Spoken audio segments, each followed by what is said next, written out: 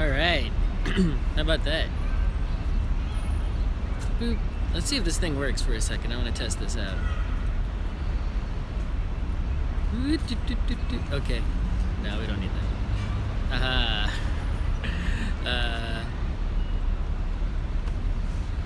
Alright, nobody's watching, but I guess it's best to do this during work hours. Is that when people watch streams more? Anyway. It is like 6 something, right? I left work. I'm hanging out in the park here because I'm about to do something I haven't done in a lot of weeks. And I'm going to go play some Netrunner. Oh yeah. I've been playing a lot less Netrunner in the past few months than I have in the past few years. And I've noticed a lot of other people also have been playing a lot less Netrunner lately. And other people are bringing up things like, the cards are not fun, the competitive decks are evil, these things like that as their reasons. But those things, you see the same topics discussed in every single game community ever, and those things are universal to all games, right? You can't escape those. So those aren't, because I know that's not a reason. Even though I don't like playing against evil decks as much as anybody, that's not a reason that I would stop playing Netrunner. It's simply because, I'm busy doing other things, right? Netrunner has always been, my backup plan, right? It's like, oh, got nothing to do tonight, there's Netrunner, let's do that instead. Oh, got nothing to do this weekend, let's Netrun instead, right? But I think another thing that has contributed above and beyond that is that, Netrunner, the thing that makes it so great is a living card game. That's how I've been able to play it for so many years, right? It's like the game keeps changing. These cards just keep coming out. You play, it's like, a few weeks go by, now there's different cards. A few more weeks go by, here's some more cards. So even if you master the game as it is, it switches things up. It's like, aha, I can't just keep playing the way I've been playing. I gotta come up with a new idea. It keeps getting refreshed. Whereas if I was to say play board game like say Puerto Rico or even Tigris and Euphrates, which I've played a zillion times but has never been the same game twice, if I played it as much as I played Netrunner, eventually you'd be like, all right, there's nothing new here, right? There's nothing changing. I've figured out this game, right? In order to play one game forever and ever, it needs to be a game with a very large problem space like Go or chess. So the reason I started playing Netrunner is because back in the day I would go to board game meetups like once a week, and what would happen there is they were good times, but you play a bunch of different board games, the games wouldn't get old, but not everyone there was super serious about playing the game, right? People would be drinking and playing a game. You didn't know what kind of people you were going to play with. There'd be new people, old people, experienced players, unexperienced players. And what happened there is, it would take like many hours to play one game that should have only taken like 45 minutes, right? I could have played a bunch of games in that time, but I was only playing like one, because you ended up teaching people. And it usually, even if I was learning a new game, which was a good experience, and meeting new people, which is a good experience, socializing was good, but the gaming experience was not so good because you couldn't achieve any mastery of any games, right? You weren't playing against players who were trying to win. You weren't playing against experienced players. You weren't playing the same game multiple times quickly in order to learn it, figure out all its ins and outs. You're playing one game one time with inexperienced players, who weren't super serious, and it took a long time.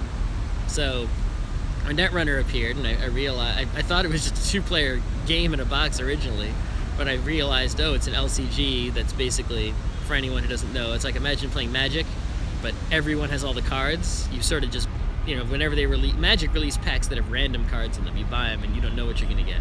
So someone else can beat you because they have expensive cards that you don't have and you're not going to pay for them. And Netrunner and other LCGs, the packs come out and it's just one pack every 6 to 8 weeks, and it has every card in it, 3 copies of everything. So as long as you keep buying it, sort of like a subscription, $15 every once in a while, you have every card. You can make every deck, and so can everyone else. Everyone has every card as long as they keep paying money. So if you see someone do something, you can do that too. You're not going to lose to someone because they have cards you don't have. You're going to lose to someone because they're better than you, or they're playing a deck that beats your deck or something like that. But you can always just do what they did, right? There's no The only reason they beat you is because they're better than you in themselves, not because they own something or spent some money that you didn't spend. Unless you don't have all the cards, and they do, that's also a problem. But you can just go buy them. They're available. They're not rare or common, or they're all this. You just buy them all. They're for sale. So anyway, the reason I played Netrunner is because when I went to the Netrunner meetup, it's like, oh, here's a game that we can play, that we can play many, many times with people who already know the rules. We can play very, very quickly, right? We can play, like, I went to Netrunner meetup, and you play like 10 games of Netrunner in a few hours, right? It takes me 20 minutes a game on average. Some games go long, some games go slow, but you can play like 3 games an hour. And you're there for a few hours. You can play like 10 games, and you can get better, you can improve, you can learn from other people. You see the same people over and over again. They're trying to win, right? So you can get all those socialization benefits of the board game meetup, plus the gaming benefits. And the other thing is, because the game keeps changing over time, it doesn't get old. It's not like, oh, we've arrived at the best Netrunner. It's like, oh crap, new cards, everything changes, right? Now you can talk to the people about the new cards, right? You can go to tournaments and win prizes. You get this whole community thing going, and that's what Netrunner is great.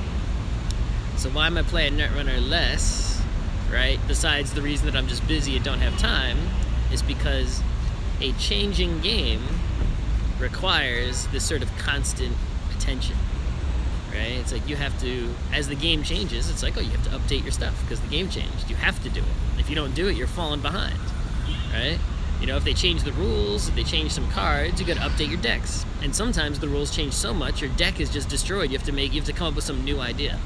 It's like early in the game, I was playing certain decks, and then those decks were destroyed, and I found new decks to play. And over time, I just slightly modified those decks as new cards came out, right? But the fundamental core of those decks was still good. It was still relatively competitive, if not, it wasn't the most competitive, right? But it was relatively good decks, and I could just keep changing them one card at a time, a few cards here and there over time to stay up with things, right? But then things changed so much. My decks were no good anymore, and I had to come up with new ones. And I couldn't easily find new ones that I liked playing so much that I could, keep going with for a long time. So I haven't had like main decks for a while. Imagine playing Street Fighter, and it's like, you're playing Guile. You're a Guile player. You just only play Guile. That's your dude, Sonic Boom. And then one day it's like, all right, everything changes, and now Guile doesn't flash kick anymore. He does something else, and he's not any good, and you stop playing Guile. But you can't really pick another character. You keep trying them all, and you're just like, meh. It's hard for you to keep playing Street Fighter if your guy is no good anymore. So because Netrunner's changed so much, and I haven't invested enough time into it, as I have in the past because I've been busy, that sort of creates this chain reaction where it's like, it's the opposite of snowball rolling down a hill. It's more like Sisyphus pushing a rock up a hill. It's like, I want to play Netrunner tonight, but I have to make new decks, but I don't know what new decks to make because I haven't played enough Netrunner to know what's good, and I can't figure it out just sitting here in my home. So it's like, and I can't find a foothold to sort of, get back into the game. And while you're sitting there trying to build decks, new cards keep coming out, and some huge expansions coming out tomorrow. So I'm going to play tonight, see what I can learn. I'm not doing anything else, so why not? And then tomorrow I'm going to go buy that huge expansion that's coming out, and then hopefully with that, I'm definitely going to land on some decks. I think for my corp, I'm definitely playing the Scorpio. Right, that really appeals to me, removing the runner's cards from the game so they can't use them again. And for the runner, I don't know. I looked at some de-resing criminal stuff, looked fun. I don't know about the runner side, but we'll figure something out. And we're going to play some Netrunner again. Obviously not as much as we did at the peak times, but more than we have in the past, few months or whatever. But then, the sun is going to come out. Today is rainy and shitty. A great day for Netrunning. But it's going to be sunny and wonderful coming pretty much starting tomorrow. I don't know. So that might hurt some Netrunning times, but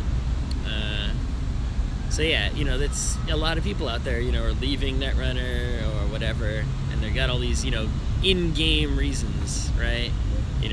But I think this is the real reason that people have a hard time staying in, and staying in for a long period of time, is that you have to keep working no matter what, right? You can't just sort of stay put when it comes to this kind of game. You have to keep putting effort into it just to be able to keep playing. And that's kind of, if you don't, as soon as you fall off the boat, it's like, well, it's so much work to get back on, I'm going to give up. But I guess I'm not going to completely give up just yet. I've come this far, right? And the game is too good, right? That's really the main thing that keeps me from completely dropping off the boat, is that Netrunner as a game fundamentally is such a ridiculously good game that it would be hard to replace it with some other game.